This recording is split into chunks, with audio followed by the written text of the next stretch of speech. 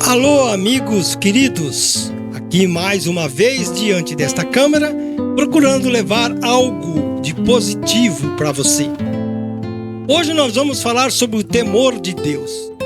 Que temor é esse? Que Deus mau é esse que nos obriga a ficar se reverenciando a Ele, a cultuando a Ele?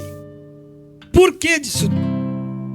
Hoje nós vamos fazer esta reflexão para que você tenha um entendimento melhor espiritualmente. Não por adição, e sim por multiplicação. É assim que devemos agir nas nossas pregações da palavra. Distribui o seu conceito evangélico, leve a palavra. É isso que nós fazemos. Nós devemos prestar atenção nas coisas de Deus e não somente em nós. Lembre-se que atitudes mudam opiniões. É uma verdade clara. Continue firme nas atitudes de buscar a sua salvação. Cada um busca a sua salvação, ela é individual. Mas vamos à reflexão do dia. O temor do Senhor é uma outra maneira de descrever a confiança no Senhor. Mas a palavra temor acrescenta conotações de reverência, de respeito e de admiração. Mas não é por medo. O temor do Senhor é o oposto de uma superficialidade lisonjeira, rápida. Esta humildade não se importa de depender totalmente do Senhor. Não se trata apenas de medo, mas de uma adoração sincera, que se reflete em atitudes de humildade, de amor e serviço, priorizando a vontade de Deus acima de tudo, porque Deus não ensina você a ser um pecador. Esse temor, considerado o início da sabedoria, nos leva à proteção à vida e a um propósito maior, existindo o temor do Senhor.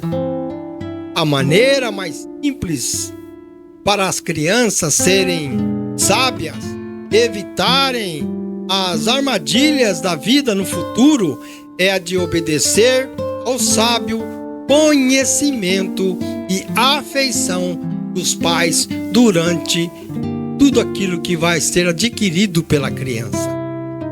Mas vamos ver a realidade, o que consiste o chamado temor. Existem dois tipos principais de temor a Deus: o temor reverencial e o temor do pavor, aquele medo, aquela aflição, aquela agonia. Temor reverencial é um respeito profundo e amoroso que leva à obediência e à busca pela santidade. Enquanto o temor de pavor é um medo paralisante de julgamento e castigo comum em descrentes ou até mesmo em pessoas que vivem um relacionamento distante de Deus. Você se distanciou. Você tem que temer sim, porque Ele é o Criador. Mas tudo já começa lá na infância. Não é verdade? Não é na infância? Quem leva crianças na igreja não busca ela em delegacias. Ao menos que durante o crescimento da criança permitiram que ela buscasse outros rumos e caminhos contrários, completamente contrários a Deus. Nós não devemos forçar a nossa criação, mas nós devemos orientá-los. Mas já que estamos falando de criança, vamos lembrar essa passagem? Vamos lembrar? A Bíblia ela associa o prolongamento dos dias de vida ao mandamento de honrar pai e mãe. É simples. Como está escrito lá em Êxodo 20:12. É uma afirmação. Essa promessa se estende também ao temor do Senhor, que aumenta a duração da vida e ao caminhar nos caminhos de Deus. O que acontece? Nos traz vida longa, paz, como é mencionado em Deuteronômio 5, verso 33 e em Provérbios 10, versos 27. A sabedoria não é algo que podemos alcançar sozinho, é mentira. Nós precisamos da ajuda e instrução de outros. O mais importante, de confiança e dependência em Deus. É Ele que nos direciona. O temor a Deus é uma declaração clássica que ecoa por todo o Antigo Testamento. Lê lá, verifique, conforme está lá em Gênesis 20, verso 11, e especialmente nos livros que compõem o gênero da literatura de sabedoria. Como Jó, lá em 28, e é citado 15 vezes no livro de Provérbios. Existe uma junção das palavras entre os livros.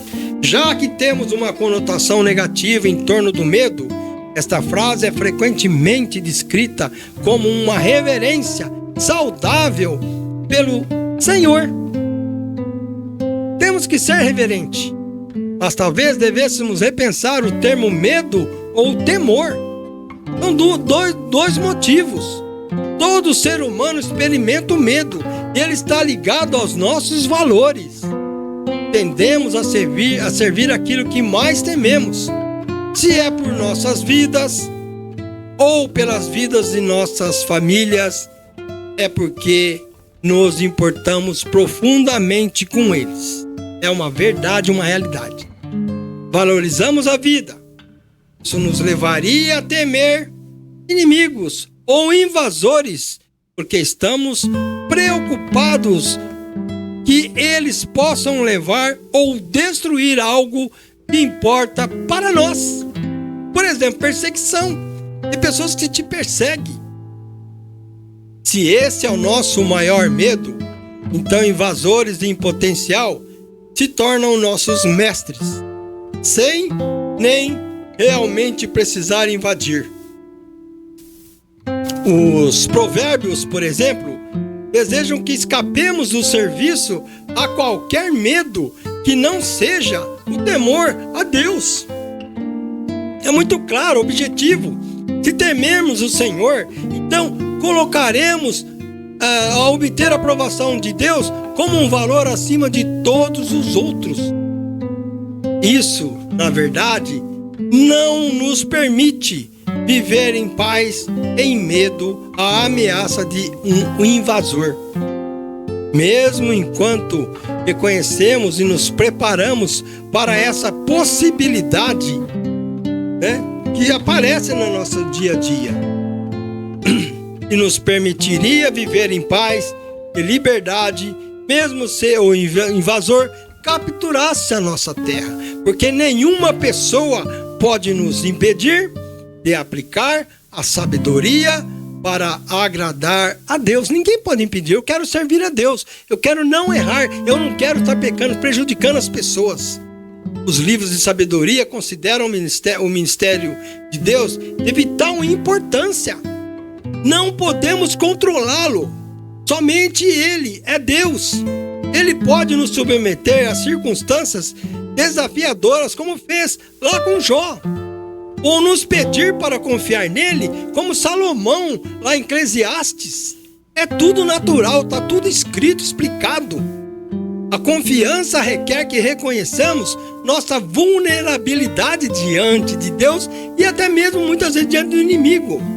Se reconhecermos que somos vulneráveis, haverá um medo associado a isso, uma incerteza que nos diz que estamos expostos a circunstâncias incontroláveis e eventos futuros desconhecidos.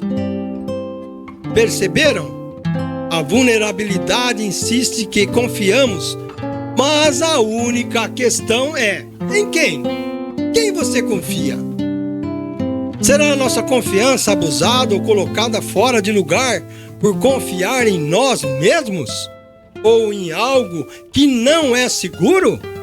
Ou nós confiaremos em Deus? Você tem a livre escolha, o livre-arbítrio.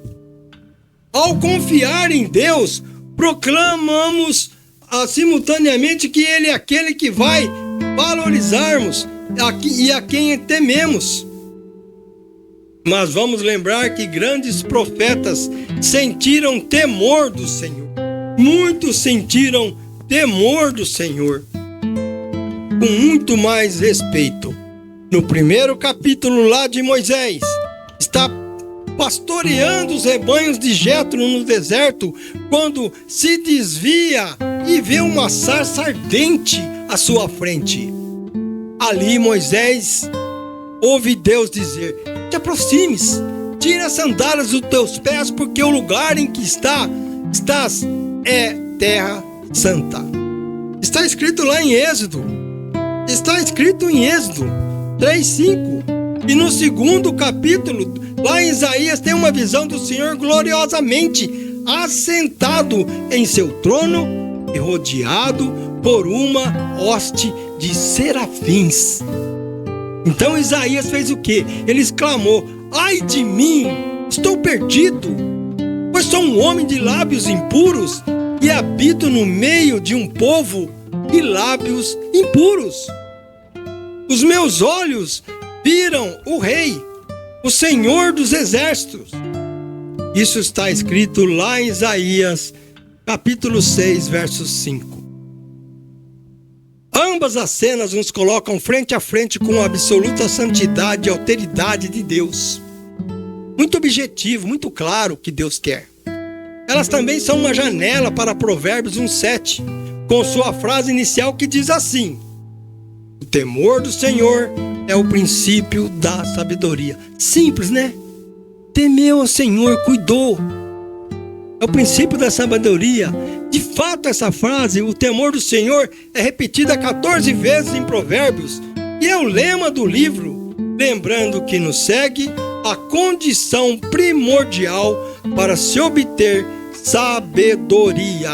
É claro, é objetivo, é bem explicado, porque lá em Provérbios 1:7, com sua frase inicial, o temor do Senhor é o princípio da sabedoria, conforme eu já disse, repete-se, eu falei, 14 vezes em Provérbios. É uma ordem.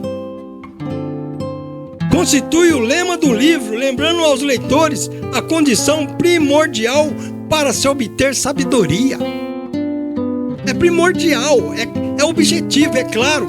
Nós não precisamos temer, basta seguir, basta não errar, basta acreditar e seguir aquilo que Deus quer. Deus não te ensinou você a ser uma pessoa errante. Deus não te ensinou você a roubar, maltratar, ser pessoas racistas, tipo que muito se fala atualmente. Portanto, amigos e companheiros que nos seguem no nosso @canal Varal, o meu muito obrigado pela sua companhia. Obrigado por você curtir, por você participar, se inscrever e nos dar a oportunidade e você também de ouvir uma palavra diferente. O nosso canal não fica aí pregando baboseiras, atividades sexuais, coisas assim. Nós nos dedicamos a você, para que você tenha um conhecimento profundo e melhore a sua reflexão de vida. O meu muito obrigado, que Deus te abençoe. Curte, compartilhe, inscreva-se no nosso canal. O meu muito obrigado.